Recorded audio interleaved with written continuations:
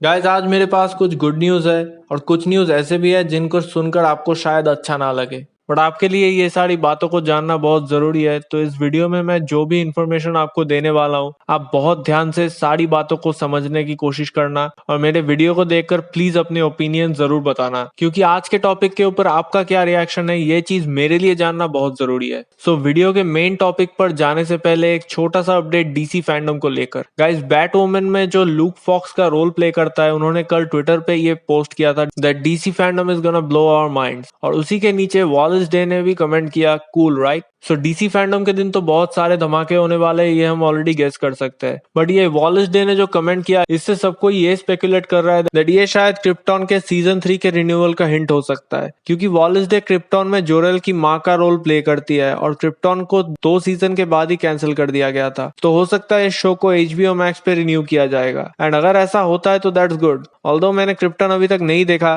But जहां तक मुझे पता है ये मैन ऑफ स्टील का एक प्रीक्वल है जहां पर सुपरमैन के ग्रैंडफादर और फादर के ऊपर ये मेन स्टोरी का फोकस है, बट ये मैन ऑफ स्टील के टाइमलाइन में सेट नहीं है, ये एक ऑल्टरनेट यूनिवर्स का टाइमलाइन है। सो अगर क्रिप्टॉन को सीजन 3 के लिए रिन्यू किया जाता है तो that's a very good news, and मैं भी शायद इस शो को उसके बाद देखना स्टार्ट कर दूंगा। नेक्स्ट एक छोटा सा लीक सामने आया है जस्टिस लीग के ऑफिशियल टाइटल को लेकर। गाइस जस्टिस कॉन में सुपरमैन के जो ब्लैक सूट वाला वीडियो क्लिप रिलीज हुआ था, और उस वीडियो क्लिप को जिन्होंने भी यूट्यूब पे अपने वीडियो में यूज किया है उनमें से कुछ लोगों को वार्नर ब्रदर्स ने कॉपीराइट क्लेम भेजा है एंड कुछ स्पेसिफिक कंट्री में वीडियो को ब्लॉक कर दिया गया है। बट इसमें जो इंटरेस्टिंग चीज सामने आया है वो ये है दैट जैसा कि आप इस पिक पे देख सकते हो, कॉपीराइटेड कंटेंट में लिखा है जस्टिस लीग एपिसोड N1। अब यहीं पे कंफ्यूजन है कि क्या वार्नर ब्रदर्स ने कंटेंट आईडी डालने के टाइम ऐसे ही रैंडमली एपिसोड N1 लिख दिया, या फिर स्नाइडर कट का title officially justice league episode 1 होगा। एंड इस रैंडम लीक को हम हल्के में नहीं ले सकते हैं गाइस,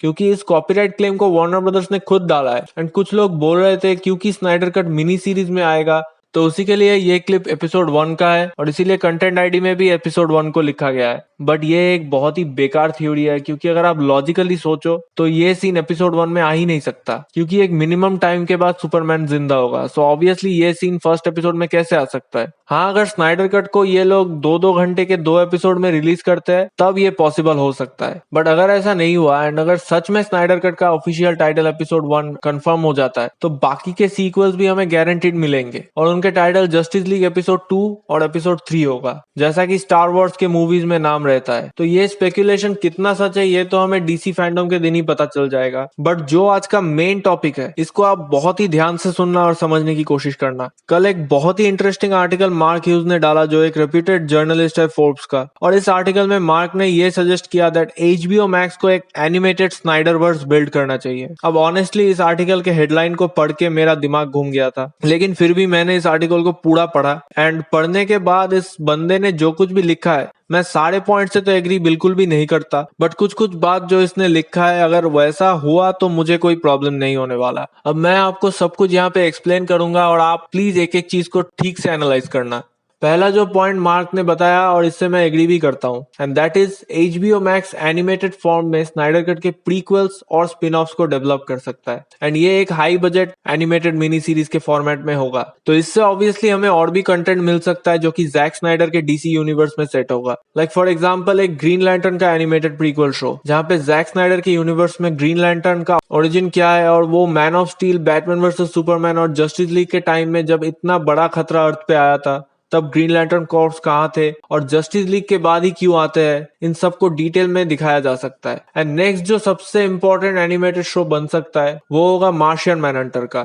जैसा कि आप जानते हो जनरल स्वॉनविक असल में मार्शियन मैनहंटर है, तो वो अर्थ पे कैसे आए और इतने दिन उन्होंने कैसे सरवाइव किया और मार्स का डिस्ट्रक्शन कैसे हुआ, इसके ऊपर एक सॉलिड स्टोरी बन सकता है। और रिसेंटली जो रिपोर्ट्स आया था दैट पैटी जेंकिंस भी एक Amazons के ऊपर एनिमेटेड शो बना रही है, तो उसको भी स्नाइडरवर्स के साथ कनेक्ट किया जा सकता है, क्योंकि ऑल्टरनेट टाइमलाइन तो जस्टिस लीग से शुरू होता है। जस्टिस लीग के पहले का इवेंट्स तो ऑलमोस्ट सिमिलर ही होगा, और सिमिलरली एटलांटियंस के ऊपर भी एक शो बन सकता है जहां पे एटलांटिस का हिस्ट्री और डाउनफॉल दिखाया जा सकता है। एंड ये सब शोज अगर एनिमेटेड फॉर्मेट में बनता है तो आई विल बी वेरी हैप्पी।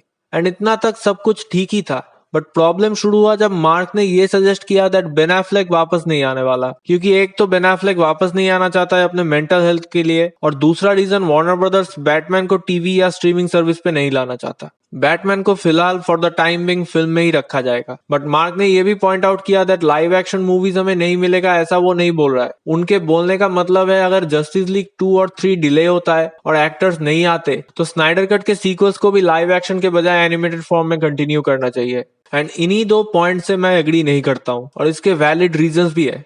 पहला रीजन तो ये है दैट अगर स्नाइडर कट का लाइव एक्शन सीक्वल बनता है तो बेन एफ्लेक डेफिनेटली वापस आने वाला है, क्योंकि और कौन बैटमैन का रोल प्ले करेगा। और दूसरा जो आर्ग्यूमेंट मार्क ने दिया दैट वार्नर ब्रदर्स बैटमैन को टीवी या स्ट्रीमिंग पे नहीं लाना चाहता, तो इन अ वे वार्नर ब्रदर्स ने ऐसा ऑलरेडी कर दिया है। टेक्निकली बैटमैन तो नहीं आया बट ब्रूस वेन को हमें टाइटन्स में दिखाया गया है और अब तो CW के बैटवुमन में भी इन अ वे ब्रूस को इंट्रोड्यूस करा गया है। लेकिन अगर आप इन सब को छोड़ भी दो तो गेम तो अभी वार्नर ब्रदर्स के हाथ में नहीं है, बल्कि AT&T, वार्नर मीडिया और HBO मैक्स के हाथ में है। तो ये आर्गुमेंट बिल्कुल भी वैलिड नहीं है। जबकि AT&T ऑलरेडी मल्टीवर्स के लिए दरवाजा खोल रहा है, तो बैटमैन को सिर्फ मूवीज में ही क्यों रखना है। और बेन एफ्लेक अगर सही में खुद नहीं आना चाहता तो आई respect his decision, because obviously mental health बहुत ज्यादा इंपॉर्टेंट है और मैं बिल्कुल भी नहीं चाहूंगा कि हमारे लिए बेन के मेंटल हेल्थ और फिजिकल हेल्थ पे इफेक्ट हो। बट बेन अगर वापस आता है तो उन्हें पूरा फ्रीडम मिलेगा, क्योंकि इस बार जेफ जॉन्स यहाँ पे कुछ भी उखाड़ नहीं सकते। और अगर स्नाइडर कट के सीक्वल्स के लिए बेन आता है तो सोलो बैटमैन मूवी या सीरीज में क्या प्रॉब्लम है।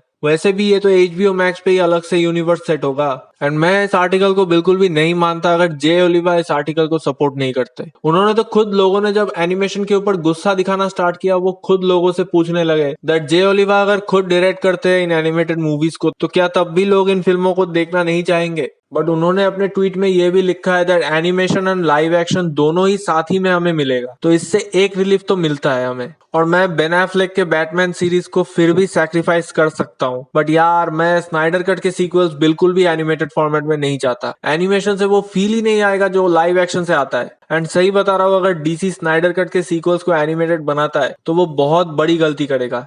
हम वेट करने के लिए तैयार है भाई। अगर एक्टर्स का डेट नहीं मिल रहा है तो कोई प्रॉब्लम नहीं, हम वेट कर लेंगे, क्योंकि हेनरी कैविल ऑब्वियसली विचर में मिनिमम 4 साल के लिए तो बिजी होंगे ही और बाकी के एक्टर्स का भी बहुत सारा प्रोजेक्ट साइन किया हुआ है, तो हम वेट कर लेंगे। उसमें क्या बात है, हम लोगों ने स्नाइडर कट के लिए 5 साल वेट किया है। बट अगर मल्टीवर्स को एक्सपैंड करने का इतना बड़ा अपॉर्चुनिटी DC वेस्ट करता है ना, तब मेरे पास कुछ भी नहीं है कहने को। फिर भी अगर एनिमेशन ही एक लास्ट उपाय बचता है जैक के ओरिजिनल 5 फिल्म आर्क को कंप्लीट करने का, तब मैं क्या ही कह सकता हूँ।